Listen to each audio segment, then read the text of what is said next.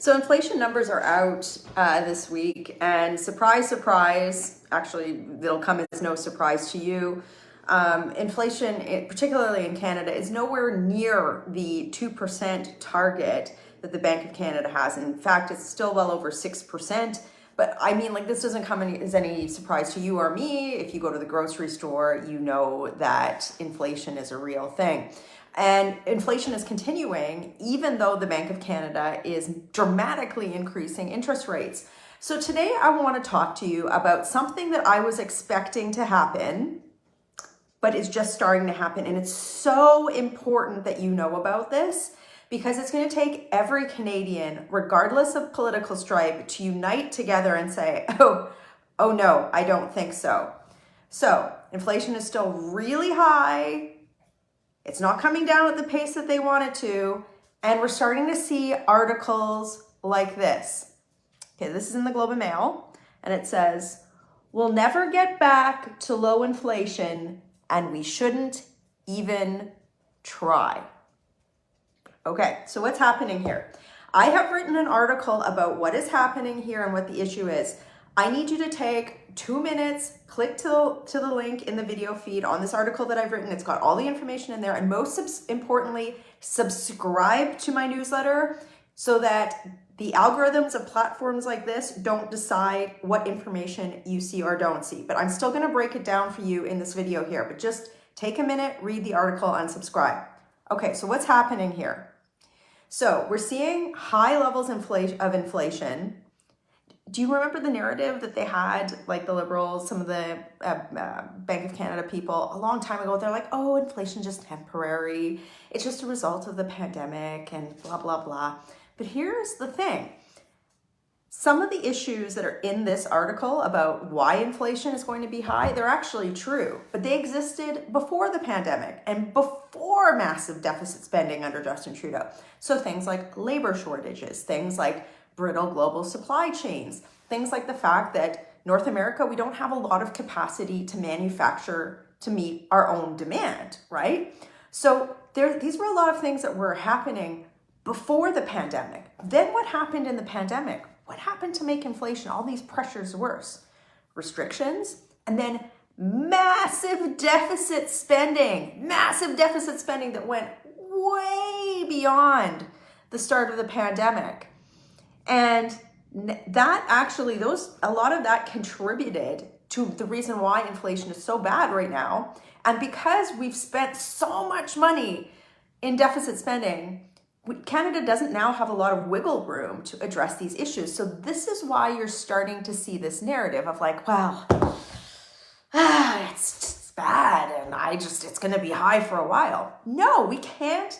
Nobody can accept that high inflation is acceptable over the long term. Nobody, regardless of how you vote, nobody should have this position. It's unreasonable.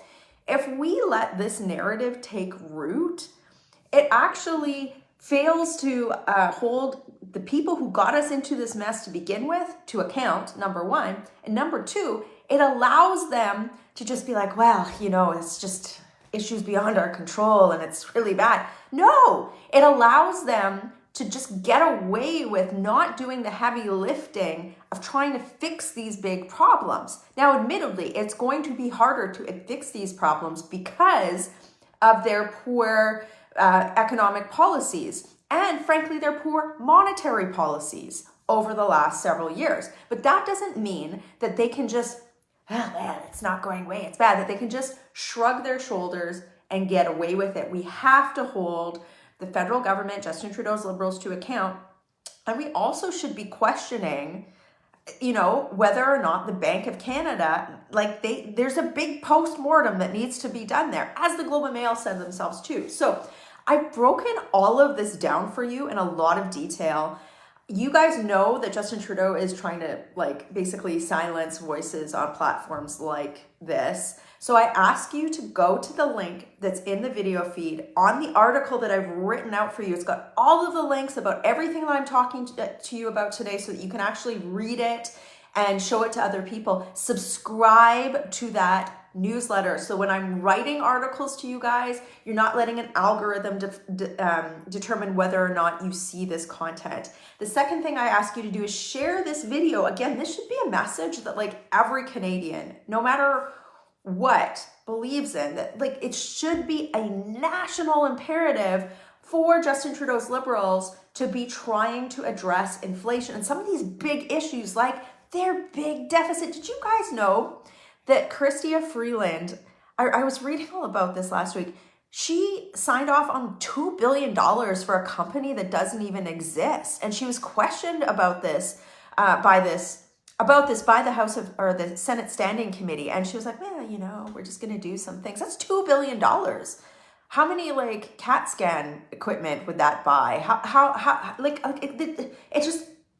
it blows my mind that we're spending money on things while we're in the middle of an inflationary crisis. So you guys, I'm trying to beat the social media algorithms. I am trying to come to you with a lot of information that gives you a bit more background on the public policy files that I'm dealing with on a daily basis with a little bit more explanation. So click on the link in the video feed, read this article, and please subscribe so that I can make sure that I'm in contact with you. But this is going to be something, this narrative that it's high inflation. If there's nothing that we can do, we shouldn't even try. That's going to be something I guarantee that the Liberal Party and like all of their lackeys are going to try and spin over the next little whiles, because they know they've got explaining to do. They know that this is an issue that impacts every Canadian, and they know that they are not doing the work that they need to do to get us out of this mess. Share this video, subscribe to the Substack, and I'm going to keep prepping for session. Oh my gosh. Working hard for you. Have a great day.